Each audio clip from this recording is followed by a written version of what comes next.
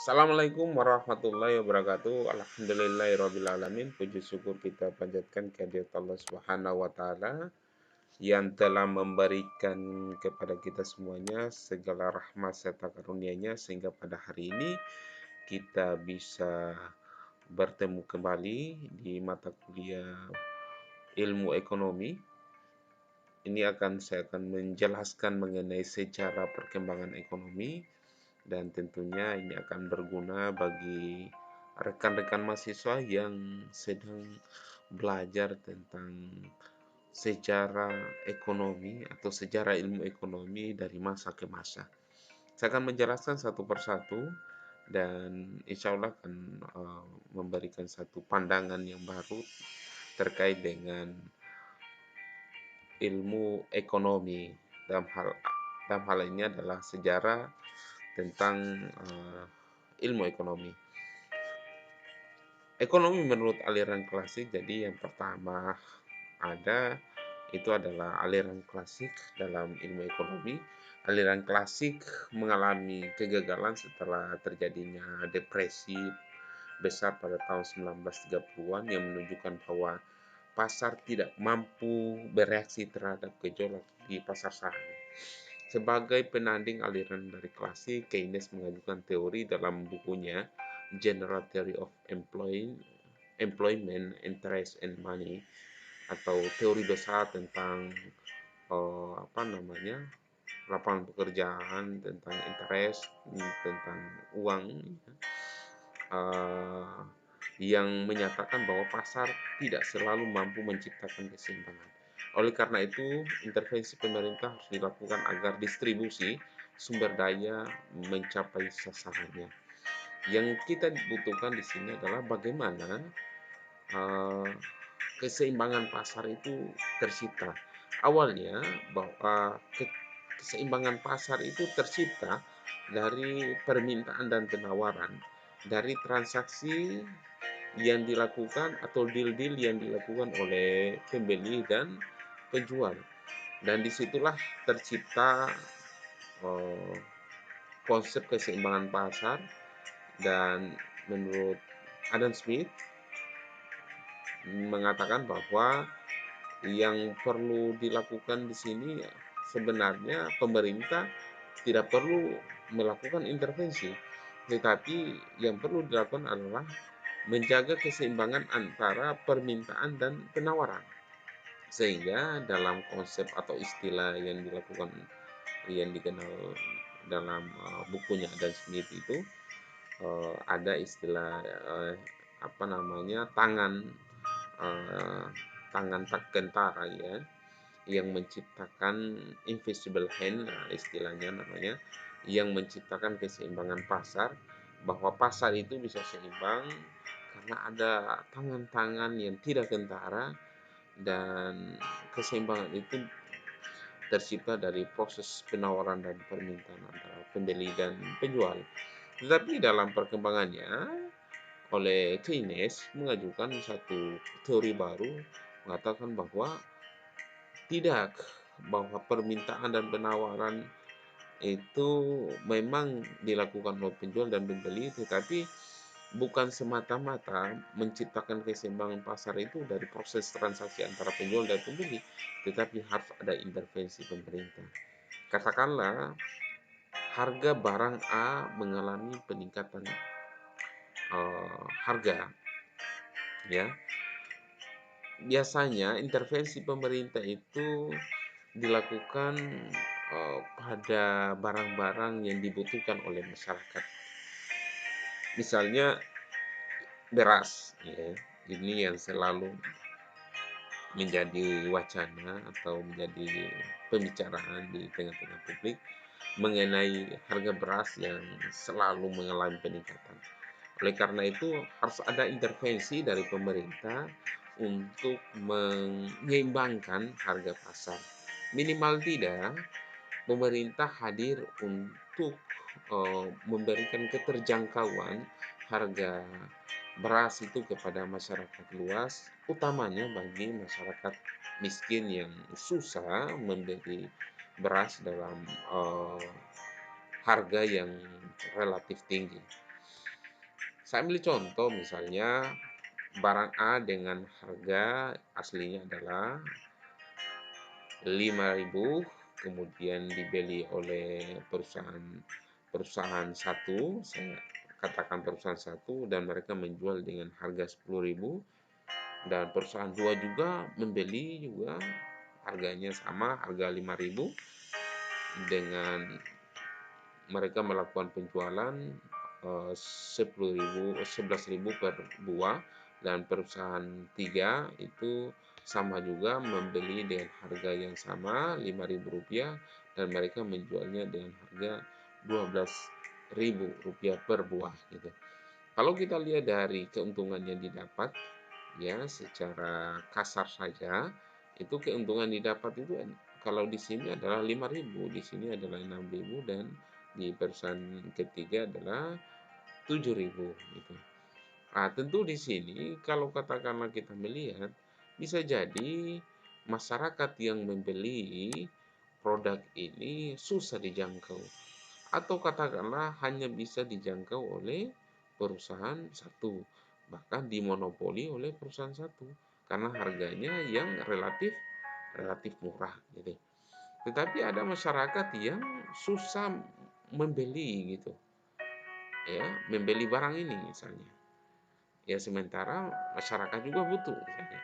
Oleh karena itu hadirnya pemerintah dengan subsidinya atau katakanlah bantuan untuk mentalangi harga harga yang ada dan bisa membantu masyarakat, ya, yang tadinya susah, kemudian dengan hadirnya pemerintah maka bisa memberikan harga yang relatif dijangkau oleh masyarakat luas.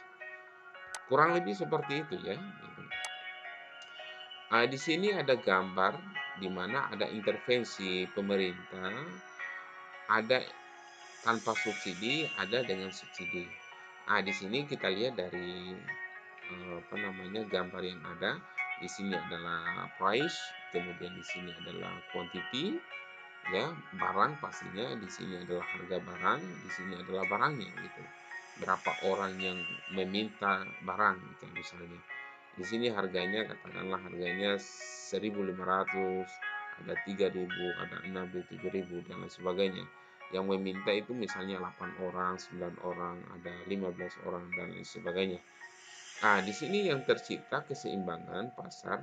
Kalau tanpa subsidi, maka ini tanpa subsidi harganya misalnya 3.000. Kemudian yang meminta itu ada 8 orang. Sedangkan jikalau pemerintah hadir dengan subsidinya, maka keseimbangan pasar terjadi di sini, di mana harga dengan adanya subsidi ini yang tadinya 3.000 menjadi 1.500, dan setengah dari harga itu ditalangi atau disubsidi oleh pemerintah. Apa yang terjadi? Maka yang meminta akan banyak gitu. Mengalami peningkatan. Nah, oleh karena itu hadirnya pemerintah itu sangat penting dalam menjawab kebutuhan masyarakat. Di sini ada beberapa hal yang umum ya terjadi dalam ilmu ekonomi. Ada permintaan, ada penawaran, ada demand, ada supply, ada quantity demand, ada quantity supply, kemudian tercipta keseimbangan pasar, kemudian di sini ada price demand, ada price supply, kemudian tercipta lagi keseimbangan harga gitu ya. Di sini kalau kita melihat pada kondisi keseimbangan pasar, market equilibrium atau keseimbangan pasar seperti tadi, kuantitas permintaan quantity demand akan sama dengan quantity penawaran supply, atau terbentuk kuantitas keseimbangan atau quantity equilibrium. Harga yang diminta pun akan sama dengan harga yang ditawarkan, sehingga terbentuk harga keseimbangan. Secara grafis, harga keseimbangan ini terjadi pada titik potong antara kurva permintaan dan kurva penawaran. Ini titik potongnya, ya. Kemudian di sini ada price-nya, ini ada quantity-nya, berapa barang yang diminta, berapa harga jual barang itu. Jikalau kita mau menarik garis, maka disinilah yang disebut dengan keseimbangan atau yang disebut dengan market equilibrium. Selanjutnya, ini ada tabel grafis, tabel matriks, sorry. Nah, di sini untuk melihat pada keseimbangan pasar, maka yang dilihat di sini harga per mangkuk dalam rupiah ada 12.000, ada 14.000, ada 16.000, 18.000, ada 20.000. Kemudian jumlah yang diminta berapa? Ada 120. Yang misalnya harga harga apa namanya? Harga mangkuk yang 12.000 itu yang diminta adalah 120, sedangkan yang ditawar adalah 200. Maka sifat interaksinya kelebihan penawaran, terlalu tinggi penawarannya. Kemudian di bawah lagi ada yang 14.000, yang diminta adalah 140, kemudian yang ditawar adalah 180. Tentu di sini ada kelebihan penawaran. Kemudian saya lompat di sini ada 18.000, ada yang harga 18.000, yang diminta 180, yang ditawar ada 100. Ini 180, kemudian yang ditawar adalah 140, maka sifat interaksinya adalah kelebihan permintaan. Ya, kelebihan permintaan itu yang ini terlalu besar jumlah yang diminta, sementara yang ditawar hanya 140. Kemudian juga yang 20.000 itu yang diminta 200, sedangkan yang ditawar hanya 120, ya, sehingga ada kelebihan permintaan. Maka yang terjadi untuk menyeimbangkan pasar di sini adalah dengan harga 16.000, yang diminta ada 160 dan yang ditawar adalah 160. Maka terciptalah yang disebut dengan keseimbangan pasar gitu. Ini adalah gambar ya, seperti yang pada gambar sebelumnya tadi ya. Nah, ini 16.000, kemudian yang diminta 160. Kemudian di sini adalah garis kurva yang memutus atau memisahkan antara permintaan dan penawaran, dan di sini adalah uh, titik equilibrium market atau keseimbangan pasar yang tercipta di sini ada 16.000 dan 160 mangkuk yang dipesan. Kemudian di sini ada beberapa tokoh ekonomi klasik seperti Adam Smith, kemudian Thomas Robert Malthus, ada Jean Baptiste Say, kemudian David Ricardo, ada John Heinrich von Thunen, kemudian Nassau William Senior, kemudian Frederick von Herman, ada John Stuart Mill, ada John Eliot Carnes, memperoleh kehormatan dari Karl Marx atas keklasikan dalam mengetengahkan persoalan ekonomi yang dinilai tak kunjung lapuk. Kemudian ada John Maynard Keynes yang berpendapat bahwa pandangan klasik yang memusatkan perhatian analisa ekonominya pada teori harga, maka perlu dipahami arah penggunaan alat produksi dengan sempurna. Di sini yang dimaksudkan di sini adalah menurut Keynes bahwa pemusatan ekonomi di sini pada harga jual yang diinginkan, bahwa kalau terjadi harga jual yang kompetitif, yang seimbang, maka penawaran akan mengalami keseimbangan juga. Oleh karena itu, harga itu sangat menentukan pada kebutuhan permintaan dan penawaran itu sendiri. Selanjutnya, menurut teori ilmu ekonomi klasik, masalah pokok ekonomi masyarakat dapat digolongkan menjadi 3 permasalahan, yaitu masalah distribusi, masalah produksi, kemudian masalah distribusi dan masalah konsumsi. Masalah produksi adalah bagaimana melakukan produksi sebesar-besarnya terhadap produk itu. Kadangkala masalah produksi itu menjadi masalah yang dihadapi oleh para produsen.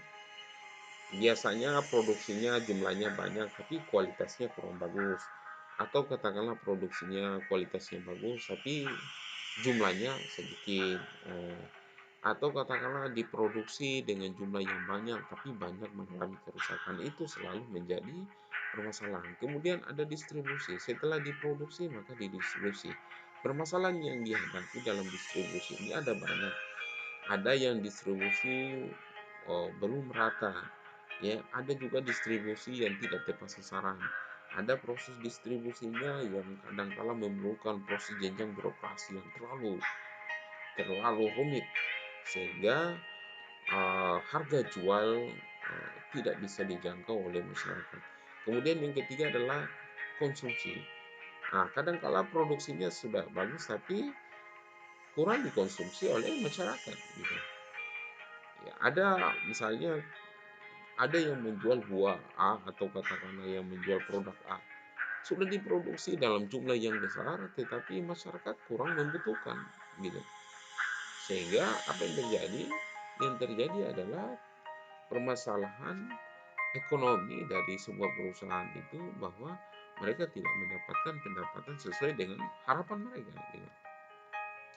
Kemudian ekonomi menurut aliran neoklasik, yang pertama adalah mazhab neoklasik telah mengubah pandangan tentang ekonomi baik dalam teori maupun dalam metodologinya. Teori nilai tidak lagi didasarkan pada nilai tenaga kerja atau biaya produksi, tapi telah beralih pada kepuasan marginal atau marginal utility. Pendekatan ini merupakan pendekatan yang baru dalam teori ekonomi. Yang dimaksud di sini adalah bahwa yang perlu dilakukan bukan bukan biaya produksinya, gitu.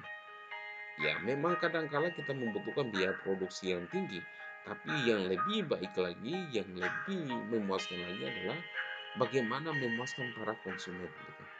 Karena semakin puas konsumen, maka produksi dari barang itu, permintaan dari barang itu akan semakin banyak. Maka yang dilakukan adalah bagaimana tingkat kepuasan para pengguna, para user dalam memenuhi kebutuhan pasar.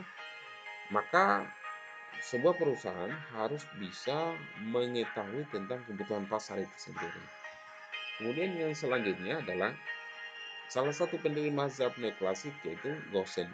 Dia telah memberikan sumbangan dalam pemikiran ekonomi yang kemudian disebut dengan hukum Gosen 1 dan hukum Gosen 2. Hukum Gosen 1 menjelaskan hubungan kuantitas barang yang dikonsumsi dan tingkat kepuasan yang diperoleh. Ini yang dimaksud bahwa dalam dalam hukum Gosen yang diperlukan di sini adalah keseimbangan antara kuantitas, keseimbang jumlah barang yang diproduksi, ya, atau jumlah barang yang dikonsumsi dengan tingkat kepuasan. Semakin bagus barang itu dikonsumsi, maka seharusnya semakin tinggi pula kepuasan dari masyarakat. Semakin rendah juga barang itu dikonsumsi, maka tingkat kepuasan masyarakat juga akan semakin rendah. Sedangkan pada hukum Gosen kedua, bagaimana konsumen mengalokasikan pendapatannya untuk berbagai jenis barang yang diperlukan. Jadi yang dibutuhkan di sini adalah bagaimana konsumen itu bukan hanya membeli barang pada jenis yang satu atau pada produk tertentu, tetapi dengan berbagai jenis barang yang diperlukan. Konsumen bisa membeli produk misalnya sabun atau sikat gigi dengan berbagai macam merek sesuai dengan kebutuhan mereka, ya. Dan itu pasti harus disesuaikan dengan kemampuan anggaran yang dimiliki oleh konsumen itu sendiri. Selain Gosen, Jevons dan Menger juga mengembangkan teori nilai dari kepuasan marginal. Jevons berpendapat bahwa perilaku individu lah yang berperan dalam menentukan nilai barang. Di sini yang dimaksudkan adalah bahwa kadangkala nilai barang itu mengalami pelonjakan oleh sebuah transaksi, dan yang menentukan itu adalah individu sendiri. Jikalau barang misalnya barang A itu dihargai harga 5.000 misalnya, ya, gitu, oleh si orang lain, tetapi si individu itu atau si A itu membeli dengan harga 10.000 karena dianggap sangat penting sekali bagi dia gitu. Dan perbedaan preferensi yang menimbulkan perbedaan harga, sedangkan Menger menjelaskan ternilai dari order berbagai jenis barang. Menurut dia, nilai suatu barang ditentukan tingkat kepuasan terendah yang dapat dipenuhinya. Jadi nilai harga atau harga barang itu ditentukan oleh tingkat kepuasan. Gitu. Dengan teori order barang ini maka tercakup sekaligus teori distribusi. Kemudian yang ketiga adalah pemikiran yang sangat mengagumkan yang disusun oleh Walras tentang teori keseimbangan umum melalui 4 sistem persamaan yang sebat. Dalam sistem ini terjadi keterkaitan antara berbagai aktivitas ekonomi yaitu produksi, konsumsi, dan distribusi. Asumsi yang digunakan Walras adalah persaingan sempurna, jumlah modal, tenaga kerja, lahan terbatas, sedangkan teknologi, produksi, dan selera konsumen tetap. Jika terjadi perubahan pada salah satu asumsi ini, maka akan terjadi perubahan berkaitan dengan seluruh aktivitas ekonomi. Kemudian yang selanjutnya adalah tentang bagaimana ekonomi dalam aliran modern atau pendapat pakar modern. Para ahli ekonomi modern sepakat bahwa dengan sumber daya yang tersedia, paling sedikit ada 3 masalah pokok yang dihadapi dalam setiap perekonomian dan harus dipecahkan oleh masyarakat sebagai subjek atau pelaku dari ekonomi itu sendiri. A. Barang dan jasa apa yang diproduksi dan berapa banyak. What and how much. Yaitu mengingat pada sumber produksi yang tersedia terbatas dan penggunanya bersifat alternatif. Maka masyarakat harus menentukan jenis dan jumlah barang dan jasa yang akan diproduksi. Jadi di sini yang dilakukan adalah jenis barang apa yang perlu diproduksi dan seberapa banyak misalnya. Misalnya kalau kita kembali kepada bakso tadi misalnya. Bakso itu bisa dibuat dengan berbagai macam varian, dengan berbagai macam rasa pastinya. Tapi di situ timbul lagi seberapa banyak kita memproduksi. Maka seberapa banyak kita memproduksi itu tentu harus melihat pada kebutuhan pasar. Ya semakin banyak masyarakat yang membutuhkan atau menyukai dan puas dengan barang itu, maka semakin banyak diproduksi.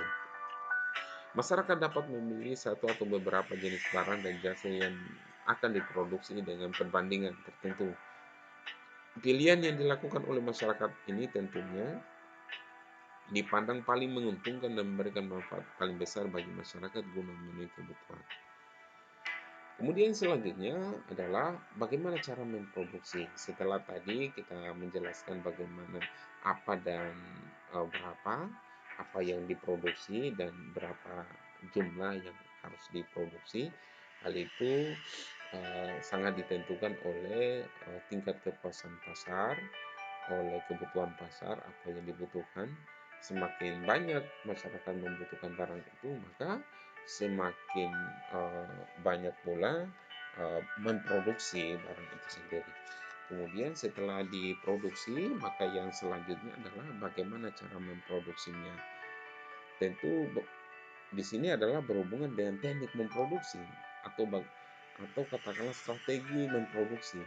Misalnya kita kembali ke konsep bakso tadi misalnya, ada yang membuat bakso yang kenyal, yang enak, yang lembut, yang teksturnya bagus, yang apabila dimakan maka itu terasa enak sekali di lidah. Ada juga yang membuat bakso dengan campuran yang biasa saja, teknik olahan yang biasa sehingga pada saat diberikan kepada para konsumen, para user, para pengguna atau para penikmat bakso misalnya, itu mereka akan melihat dari segala macam sudut maksudnya dari teksturnya, tampilannya seperti apa, rasanya seperti apa, kemudian bahan yang digunakan dan sebagainya. Itu akan sangat menentukan tingkat kepuasan dari masyarakat itu. Dengan keterbatasan sumber daya ekonomi yang tersedia, para produsen harus mampu menciptakan teknik produksi yang efisien. Yang efisien itu adalah yang memproduksi barang itu harus menghindari proses pemborosan gitu. Ya, dengan tepat guna dan berdaya guna pastinya. Untuk itu kemajuan dalam bidang ilmu dan teknologi produksi perlu ditingkatkan. Kemudian selanjutnya, untuk siapa barang atau jasa dihasilkan? Pertanyaan ini menyangkut masalah untuk siapa atau lapisan masyarakat mana yang menikmati barang dan jasa yang diproduksi. Apa setiap warga mendapatkan bagian yang sama atau berbeda? Apakah barang dan jasa hanya untuk orang kaya saja? Apakah pendapatan nasional telah didistribusikan secara adil? Harusnya gaji para manajer 10 kali lipat dari buruh? Apakah proyek mobil murah perlu dilaksanakan agar penduduk berpendapatan rendah dapat mengkonsumsinya? Semua pertanyaan tersebut menyangkut untuk siapa barang dan jasa diproduksi. Ketiga masalah tersebut adalah what, how, and for how gitu. Apa, bagaimana, dan untuk siapa misalnya gitu. Bersifat fundamental dan bersifat kait-mengkait satu dengan yang lain serta selalu dihadapi oleh setiap negara, baik itu negara yang sedang berkembang maupun sedang maju atau sudah maju. Namun tidak semua perekonomian dapat memecahkan ketiga masalah tersebut dengan cara yang sama gitu. Di sini yang kita lihat adalah bahwa setiap barang yang kita produksi harus dilihat ini untuk siapa, untuk kalangan apa. Misalnya mobil murah pasti ya jangkauan jangkauan konsumennya adalah masyarakat ekonomi menengah misalnya, atau katakanlah motor yang murah misalnya, itu pasti adalah masyarakat ekonomi yang lemah dan sebagainya ya. Dan setiap barang yang diproduksi itu sebenarnya sekarang sudah banyak persaingan-persaingan yang sifatnya dapat menyalip antara produk satu dan produk yang lain. Misalnya saya ambil contoh tentang HP sekarang. Ya, ada HP buatan Cina misalnya seperti apa namanya, Oppo misalnya gitu ya. Kemudian ada HP buatan dari Korea gitu, atau dari Jepang misalnya. Nah, dari Korea Selatan misalnya dengan Samsungnya, maka mereka melakukan Samsung itu dengan harga yang cukup luar biasa. Ada yang bisa dijangkau, ada yang susah dijangkau oleh masyarakat bawah. Tetapi Samsung juga uh, uh, menawarkan fitur-fitur yang bisa dinikmati oleh semua kalangan pastinya. Tetapi di sini yang menjadi masalah adalah produk misalnya milik dari Cina, misalnya Oppo, yang dimana harga Oppo atau Vivo itu jauh lebih murah dengan fitur-fitur yang tidak kalah saing dengan produk Samsung yang harga harga yang susah dijangkau oleh masyarakat. Nah, di sini strategi dari uh, perusahaan dari Cina, bagaimana Samsung itu bisa jatuh dan tidak dibeli oleh masyarakat dengan melakukan apa namanya politik biasanya disebut dengan politik dumping, memurahkan harga di luar negeri ya, dan strategi itu dilakukan agar produk-produk dari para pesaingnya itu dapat kolaps atau katakanlah tidak diminati oleh masyarakat. Ya, contohnya seperti tadi Vivo dan Oppo menaruh harga yang sangat terjangkau dan layanan-layanan di dalam HP itu juga hampir sama dengan Samsung yang harga yang sangat tinggi misalnya. Tentu ini akan menjadi sebuah tugas bagi Samsung bagaimana Samsung bisa menyeimbangkan kondisi ini.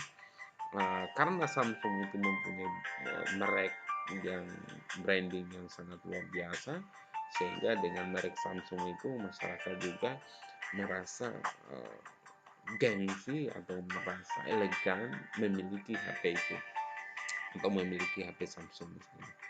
Itu saja yang bisa saya berikan, semoga dapat memberikan manfaat buat kita semuanya. Saya tutup dengan ucapan billahi taufiq wal hidayah. Assalamualaikum warahmatullahi wabarakatuh.